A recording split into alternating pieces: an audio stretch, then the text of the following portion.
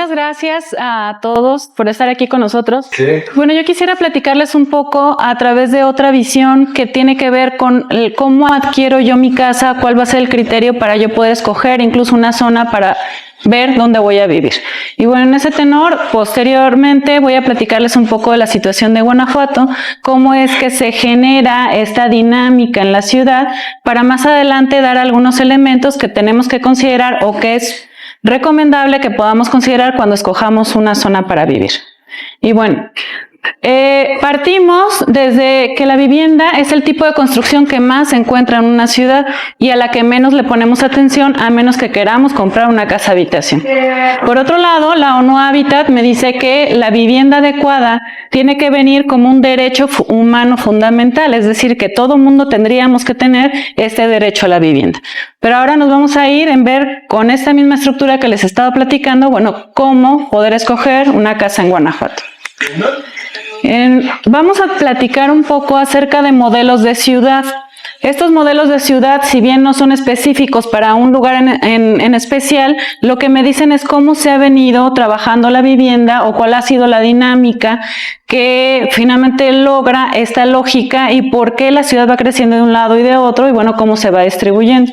Lo vamos a ver muy rápido, solamente es como referencial para saber, bueno, qué está pasando en México. Podemos partir desde los centros ceremoniales indígenas, donde finalmente tenemos un conjunto que se dedica a cuestiones, en la parte central tenemos una serie de plazoletas que forman parte fundamental de una ciudad y alrededor de la cual se encuentran todos los centros ceremoniales. Sin embargo, si nos ponemos a observar, la habitación se queda a un costado, es decir, tenemos sí un elemento jerárquico dependiendo de la ocupación la que tenías, pero no tan alejada de toda la vida en comunitario.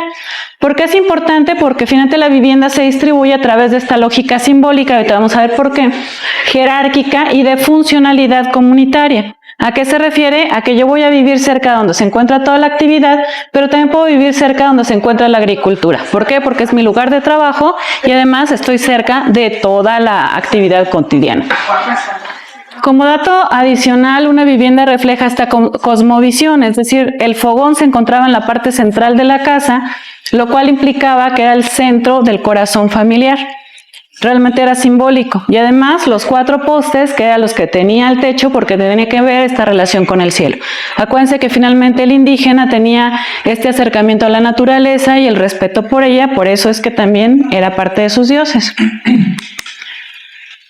Años más adelante, después de la conquista, encontramos otro tipo de distribución en las ciudades. Por ejemplo, ahora es importante que se tuviera un cuadro central a partir o en donde se encontraran los elementos más fuertes, la administración, la iglesia, el comercio y demás, y alrededor de ella, ¿quién tenía que vivir? Pues la gente que tenía el derecho o que era lo más importante para que estuvieran lo más cercano a los lugares más importantes. ¿Quién estaba viviendo ahí? Pues obviamente los conquistadores, los criollos, los nobles, y en la periferia se encontraban todos estos asentamientos indígenas porque no necesariamente era la gente tan importante. Ahí es donde ya observamos una distribución de jerarquía conforme al nivel social que tenía la población. Incluso, como dato curioso, en los alrededores a veces ni siquiera en los mapas aparecían todas estas comunidades indígenas. ¿Por qué? Porque no importaba. Porque si desaparecían o se movían, pues no pasaba nada. Pero seguimos con una distribución de vivienda totalmente diferente. Esta visión centralizada nos lleva a estos modelos espaciales que les platicaba hace un momento. Es decir, cómo viene creciendo la lógica de la ciudad y por qué se va distribuyendo la vivienda de manera diferente. Bueno, por un lado, encontramos esta visión centralizada donde todos los servicios se encuentran en la zona centro. Nos suena, ¿no? En todas las ciudades finalmente se siguen ubicando en esta zona. Y además, con una calidad de vivienda donde ya se empieza a deteriorar lo que tenemos aquí y la gente empieza a buscar nuevas alternativas. ¿Qué voy a hacer? Pues bueno, voy a buscar algo en el exterior que tenga mejor calidad, al menos así lo manejaba la teoría, y que me salga muchísimo más barato. Entonces, a partir de ahí la gente empieza a salir de la zona centro y empieza a buscar zonas periféricas. Pero la ciudad no se queda quieta, la ciudad siempre está en continuo movimiento y siendo así, entonces empezamos a ver nuevas dinámicas que tienen que ver con actividades económicas. Han visto, por ejemplo, las ciudades que tienen barrios tradicionales. Los lugares donde se dedican a un cierto tipo de actividad, es decir, el barrio alfarero, el barrio que construye algo y demás, o ladrilleras. Y bueno, hablamos de una industria ligera, pero siempre a un lado de una industria siempre va a haber casa habitación. ¿Pero de quién? De la persona que trabaja ahí. Estamos hablando de niveles económicos bajos o muy bajos. Pero decíamos que la gente empieza a salir de la zona centro, ¿cierto? Ahora, ¿dónde se ubica? En esta zona, que es el área residencial de ingreso medio, porque no te quedas tan lejos del centro, pero tampoco quieres vivir en el centro, pero también encontramos otra situación.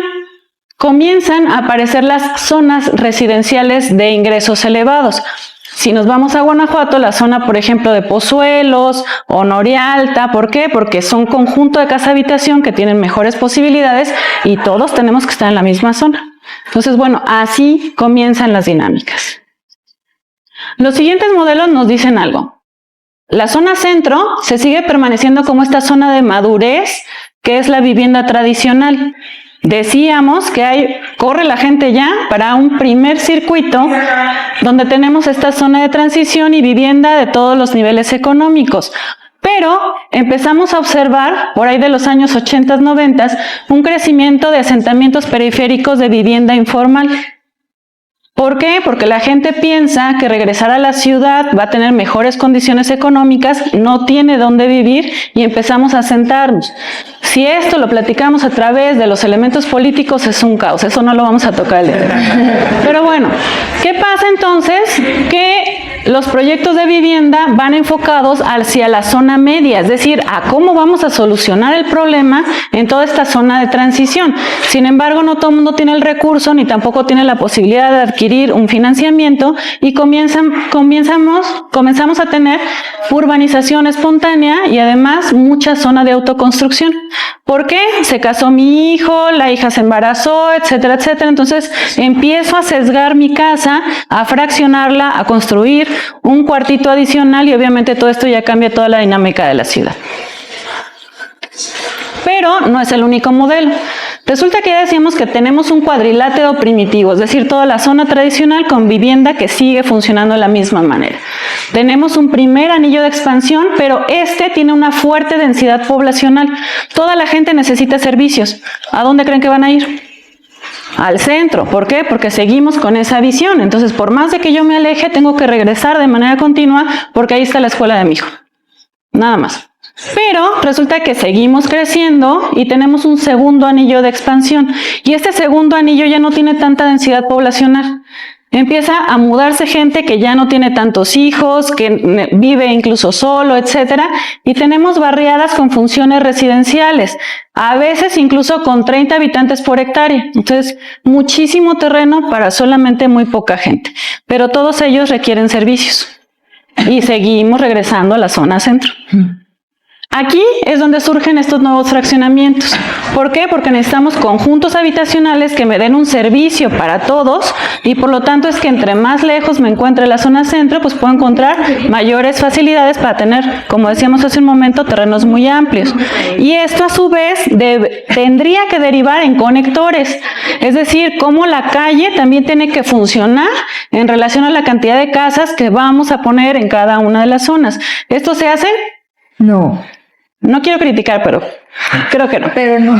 Pero ahora, nosotros, ¿por qué escogemos vivir afuera cuando no tengo ni los servicios, cuando realmente voy a estar muy lejos, etcétera, etcétera? Bueno, hay algunos trucos de marketing que tienen que ver con la vida actual. Ejemplo, la vida hoy en día tiene que ser vida fit, ¿cierto? Tenemos que tener las mejores condiciones, hacer ejercicio, comer bien, vivir en la naturaleza, generar una vida tranquila, respira el aire. Obviamente, entre más lejos se encuentra el fraccionamiento, pero yo te estoy vendiendo la idea de vive bien, respira bien. Vives al lado de una plantita, por supuesto que vente a vivir acá. Pero esto a su vez, debido a la lejanía, que no está mal, finalmente se puede hacer un trabajo interesante, pero genera ciudades dormitorio. ¿Por qué? Porque estas son ciudades o sitios donde yo me tengo que desplazar y a veces duro 1 hora, hora y media para poder llegar a mi lugar de trabajo. y donde tengo que ir por el niño y voy por el mandado y voy a comprarle la cartulina que se le olvidó, etcétera, etcétera, y no regreso a mi casa hasta en la noche. ¿Qué pasa con estos nuevos fraccionamientos? Bueno, una vida que no es comunitaria, que no conocemos al vecino, que no tenemos esta relación como el tipo barrio que ya teníamos en la ciudad, y se hace una comunidad cada vez más dispersa, ¿sí? Pero bueno, viene otra tendencia todavía un poco más compleja. Ya no nada más existe la ciudad, sino se genera una nueva ciudad que se dice que es parte de la misma. ¿Cómo la genero? Bueno, en una zona, como en este caso la zona sur, que tiene posibilidades, genero todo un conjunto de elementos para que la gente ya no tenga que ir a la ciudad tradicional. Por lo tanto, es que también le pongo el centro comercial, el lugar para el hospital, el lugar de las escuelas, sobre todo escuelas particulares, etcétera, etcétera. Entonces, voy a generar una nueva dinámica de ciudad. ¿Qué tenemos aquí? Por ejemplo, esta ciudad de Morelia, con la zona de Altozano, donde ya encuentras en la misma zona una casa habitación a nivel medio, pero encuentras también conjuntos habitacionales muy, muy caros, incluso de mínimo 2,000 metros cuadrados de terreno y además con restricciones importantes porque tú tienes obligación de comprar el terreno y solamente tienes 2 años para construir, con ciertas características tipológicas, y además que estás a un lado del lugar de golf, que pagas adicional por tener tu lugar, tu sitio, finalmente son cuotas de recuperación, de mantenimiento, etcétera, etcétera, etcétera, lo cual va incrementando muchísimo lo que tenemos que ir pagando. Y bueno, ¿qué pasa en Guanajuato? Me imagino que ya también estuvieron analizando y finalmente sí seguimos bajo esta visión centralizada, todo el mundo regresa al centro para todo tipo de condiciones y la vivienda se encuentra cada vez más lejos. Pero, ¿qué observamos? Pues bueno, vamos a verlo a través de planos. La ciudad en 1990 se encontraba muy concentrada en la zona centro, donde se encuentra el centro urbano. Aquí teníamos más o menos pues un porcentaje muy fuerte de concentración de la población. Sin embargo, el segundo plano, el segundo mapa, este ya habla del año 2000 y este habla del año 2010. La gente ya no le interesa vivir en el centro. Hay otras condiciones por las cuales vamos alejándonos poco a poco y preferimos vivir en la periferia en zonas más tranquilas. Entonces, esta es la dinámica que va a pasar. Yo prefiero mejor vivir en un lugar donde pueda tener un coche, donde tenga servicios, donde me pueda vivir, va al lado de las plantitas y demás, pero bueno, es parte de la comunidad. Pero si también observamos a través de la dinámica de la población, los jóvenes empiezan a salir de la zona centro. Ahora, de alguna manera se mantiene a través de la universidad, pero ya preferimos no estar concentrados aquí por todo lo demás que podemos hacerlo complicado. Y ahorita les platico un poco por qué. Se salen los jóvenes y sobre todo las nuevas parejas o parejas con niños, pero quien permanece en la zona centro son adultos o adultos mayores. Una persona que no se puede mover fácilmente y que no tiene el recurso o no tiene las ganas de poder salir de la zona centro.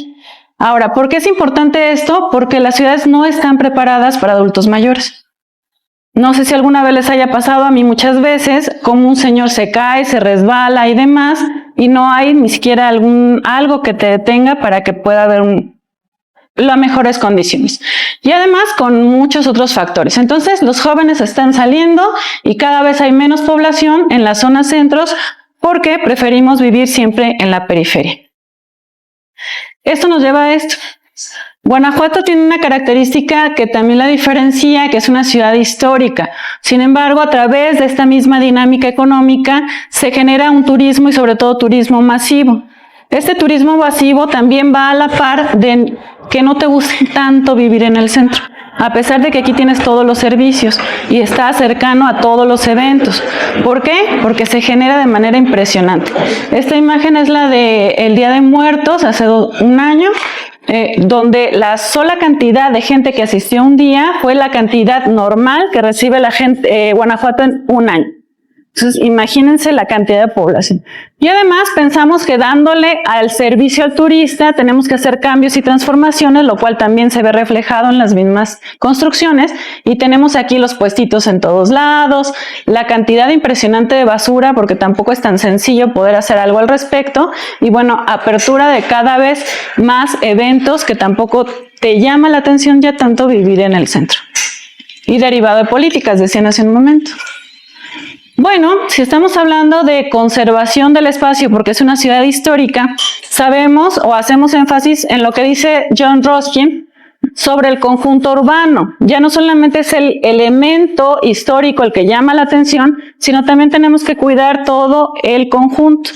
¿Sucede? A medias. Aquí estamos viendo la escalinata de la Universidad de Guanajuato, pero si vemos al lado contrario, no se alcanza a ver muy bien, pero aquí tenemos todos los tinacos, las antenas y todo el tiradero de las casas habidas y por haber. Entonces, esto no estamos observando la ciudad en su conjunto. ¿Por qué?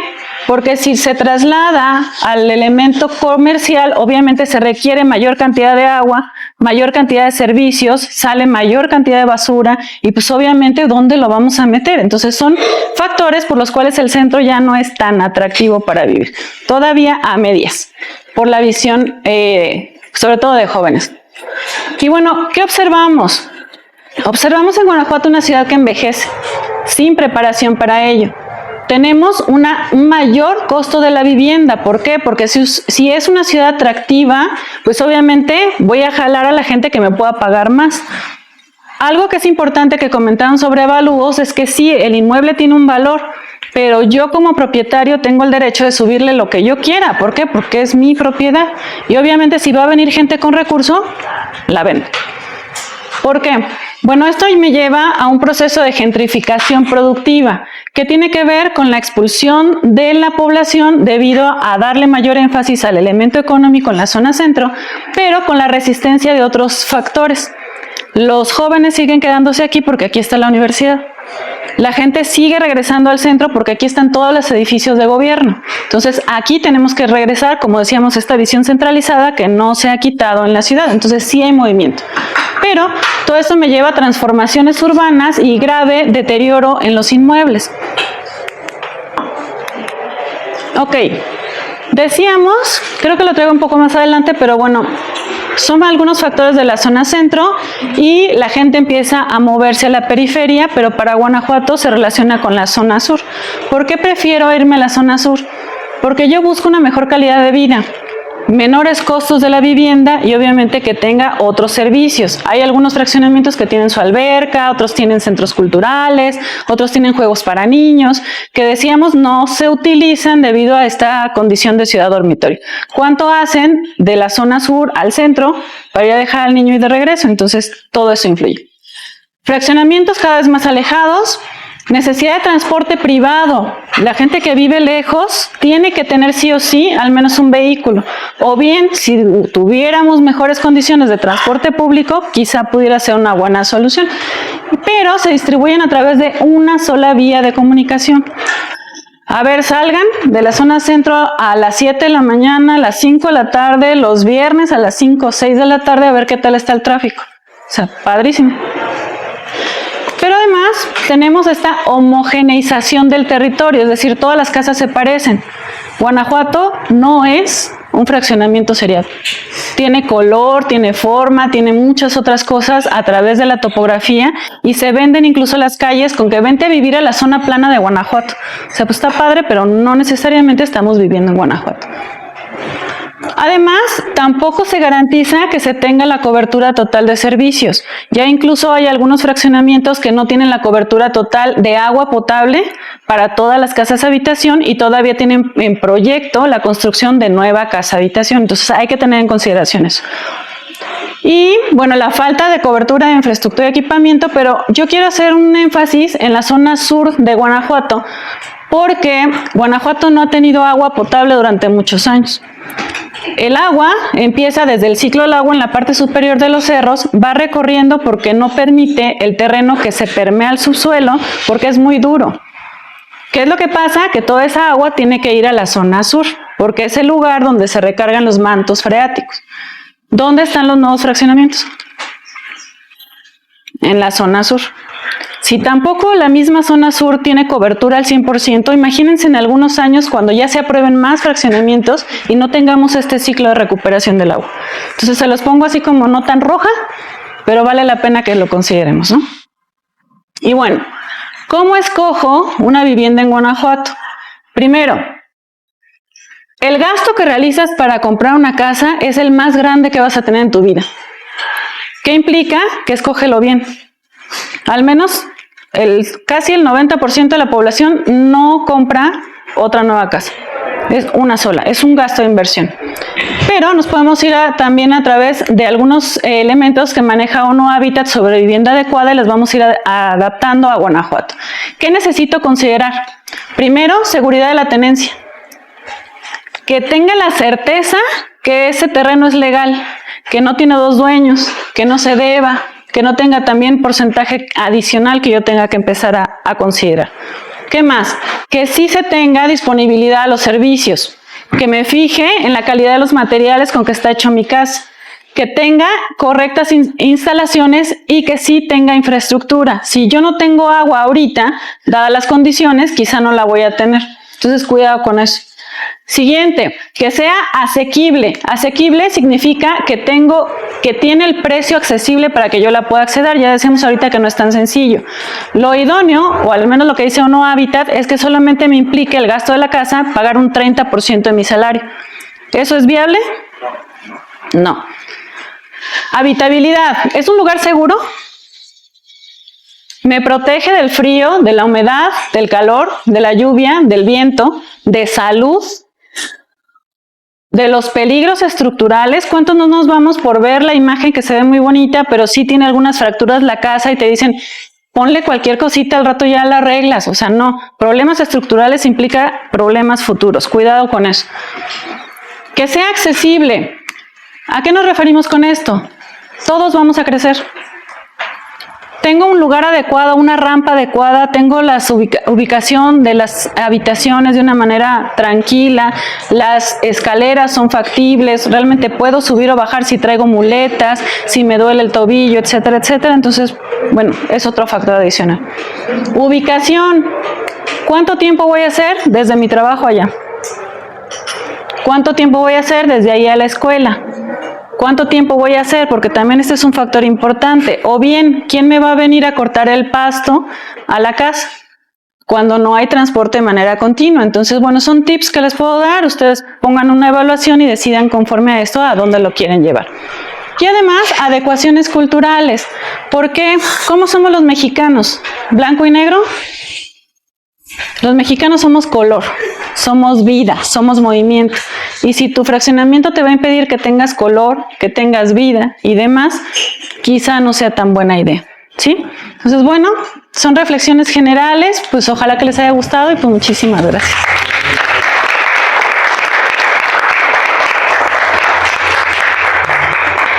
¿Hay alguien que traiga una idea fresca que quiera compartir ahora mismo? ¿Pregunta? Yo.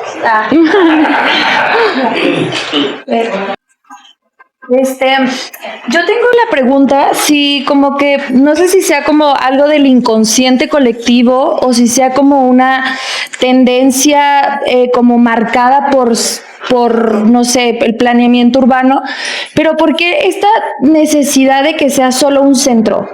O sea, ¿por qué no generar más centros? Las tendencias actuales nos dice que podemos tener diferentes subcentros urbanos, pero como esto implica la generación de infraestructura y equipamiento, no es tan sencillo. Entonces, cuando yo tengo el recurso para poder armar una nueva ciudad y que pueda distribuirse de esta manera, entonces vale la pena. Pero no es nada más porque sí, sino porque implica mucho dinero, mucho traslado, mucho recurso y demás. Entonces, una ciudad bien planificada, como decían ahorita, a través de buenos planes, de una perspectiva mucho más sólida, tendría que venir acompañada con eso. ¿Cómo nos ayudaría? Que no estuviéramos dándole recurso a algo por ser emergente, sino que tendríamos una consolidación de una ciudad mucho más adecuada para lo que nosotros pretendemos lograrla. Entonces, no es tan sencillo, pero sí es lo idóneo. Aunque sea como de capital cultural o, por ejemplo, no sé, como tal vez no sería viable hacer como una segunda basílica, pero tal vez crear como un punto de culto religioso relevante, claro, en otro lugar que no sea las dos callecitas, ¿no? O sea, sí y no. O sea, finalmente se puede manejar un lugar donde puedas tener todos los servicios, pero la zona centro tiene toda esta remembranza histórica que tiene la importancia de una ciudad como Guanajuato. Ahora, algo que olvidé comentarles y que también quiero hacer énfasis, por ejemplo, la vivienda en la ciudad de Guanajuato en el centro se hace cada vez más cara, lo decíamos hace un momento. pero también tiene muchas restricciones. Cuando estamos hablando de una ciudad histórica, ya no puedes modificar tu inmueble a como tú quieres. Y esto implica tanto un dinero que no tenemos, como permisos adicionales ante el INAH, no digo quién, pero finalmente es tiempo, es dinero, es esfuerzo y además el costo para llevar todos los materiales a la zona centro y pues finalmente no se tiene este recurso. ¿Qué hago? O lo rento para estudiantes y lo fracciono y me causa un poco de como impacto ver que cada vez se fracciona más y más y más con el detrimento de la calidad de la gente que vive en el centro de manera impresionante. O si no, lo rento ante la empresa que puede darme el dinero que yo quiero y tristemente porque el recurso debe quedarse aquí, o bien lo dejo caer. Y últimamente hemos visto que hay casas que se dejan caer porque finalmente ya que se cayó, pues ya lo puedo construir como yo quiera, ¿no? Entonces es importante eso, pero se debería de tener una recuperación por identidad, por memoria histórica y por la importancia que tiene la ciudad a nivel nacional. Hola doctora, pues siempre es un gusto escucharla y gracias por compartir con nosotros cuestiones muy importantes sobre la ciudad. Y ahora que exponían los compañeros anteriores y ahora la visión que usted nos trae, me gustaría preguntarle cuál es, con base en su experiencia, lo que ha trabajado y ahora como las condiciones están en la ciudad, cuál podría ser la visión que tenemos o la perspectiva para el centro histórico de Guanajuato a partir de toda esta complejidad que se está abordando, ¿no? Desde el punto de vista de la gentrificación, del aumento del costo de una vivienda, de la poca accesibilidad que vamos a tener, sobre todo por la irregularidad o la traza urbana que tenemos en Guanajuato capital y las complicaciones que hoy en día estamos teniendo con personas que tengan alguna discapacidad, personas de la tercera edad, tal vez que la declaratoria de la ciudad de Guanajuato no nos permiten hacer ciertas modificaciones en la estructura y que eso también está generando como mayor complejidad. El tema tal vez de que nosotros como población ya queramos vivir fuera de del centro histórico por todos los problemas que traemos, la parte de la turistificación que se está dando en la ciudad.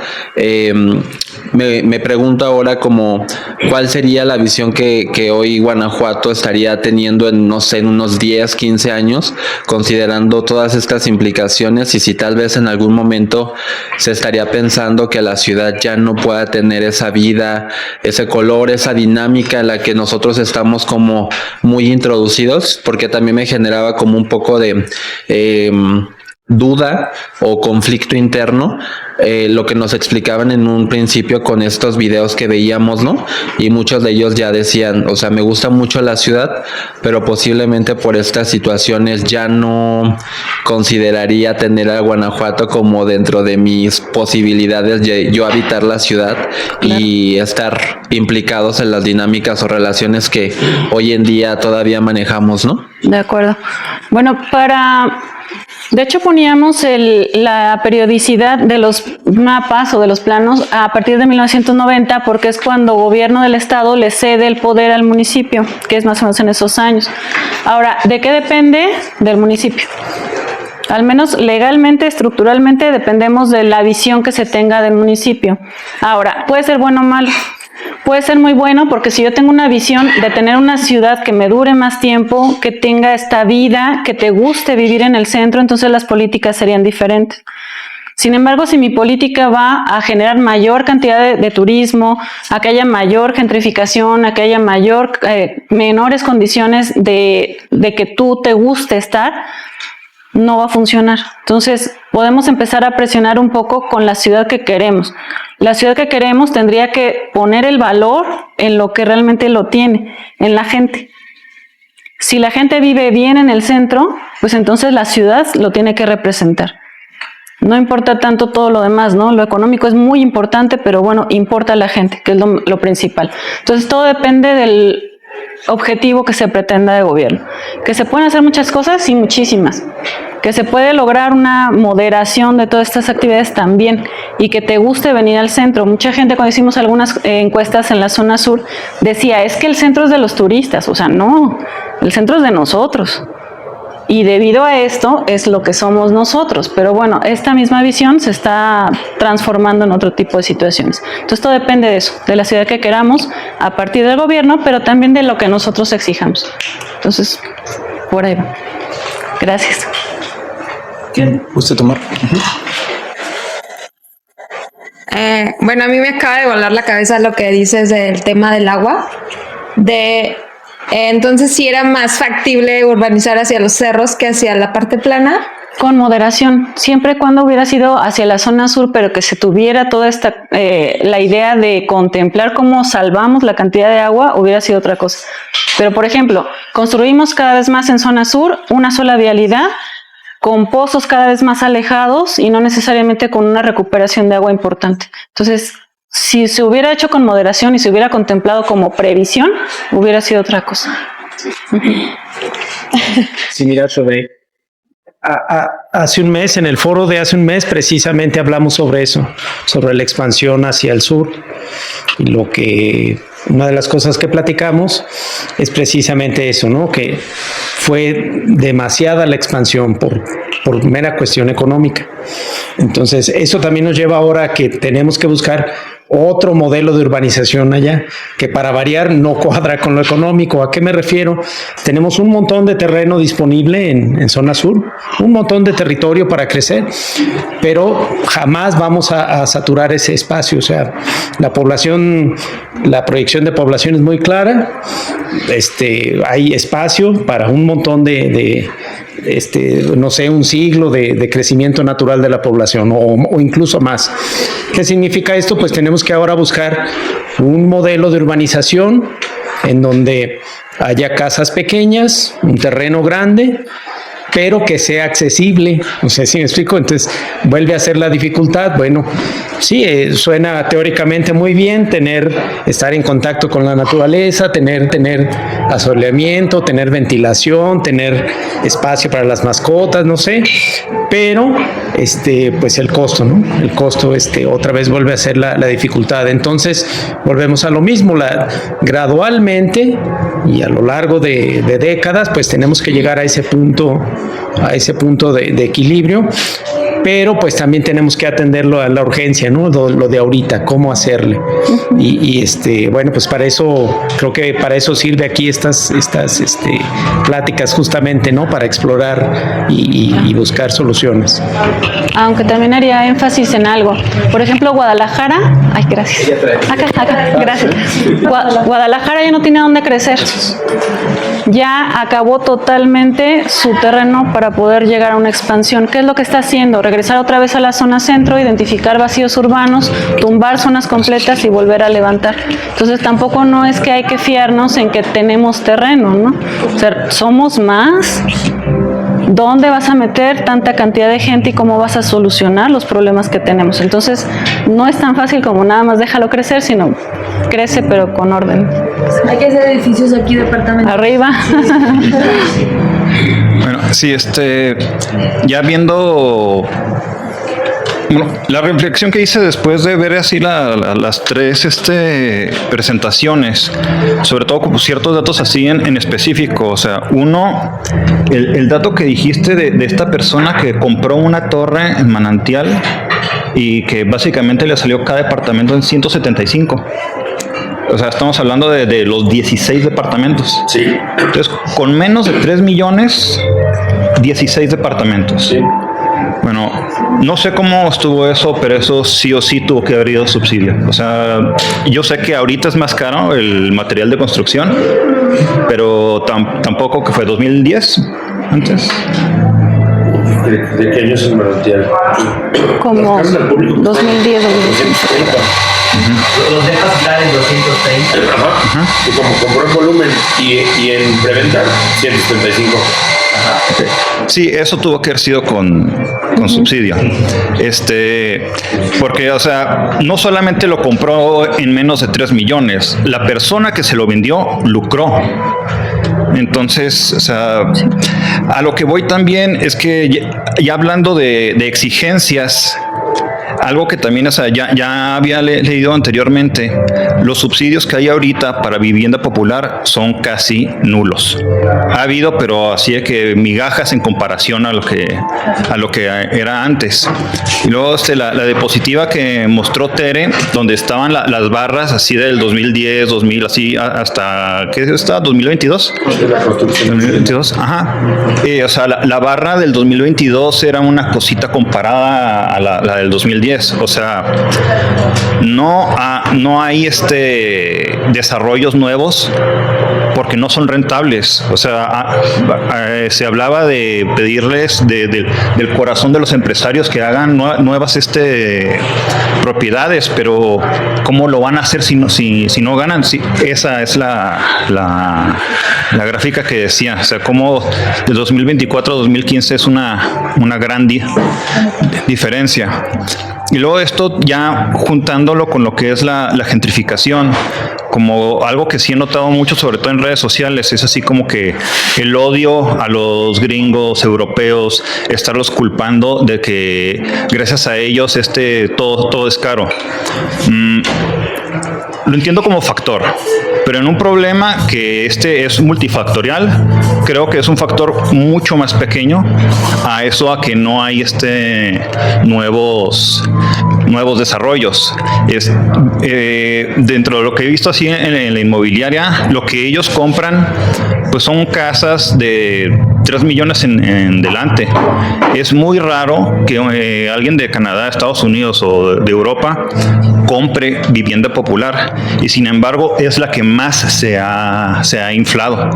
Entonces voy a decirle, por tu culpa es caro, como si ellos ni ellos no compran lo que está en el sur. Es un mercado completamente Diferente. Distinto.